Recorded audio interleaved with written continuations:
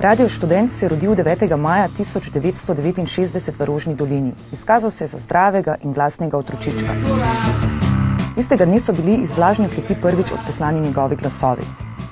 In ker dober glas seže v 9. vas, se ne gre čuditi, da ima 40 let kasneje Radio Študent 17 ur dnevnega programa, ki ga mesečno sooblikuje več kot 150 rednih sodelavcev.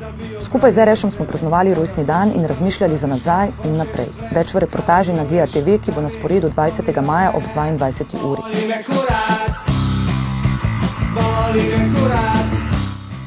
Priporočamo vsem večnim upornikom, mladim v srcih, romantikom in nihilistom, delavcem in tistim, ki mislijo, da mislijo svojo glavo. Javno občevanje je sicer kaznivo, a ne, če občuje RŠ.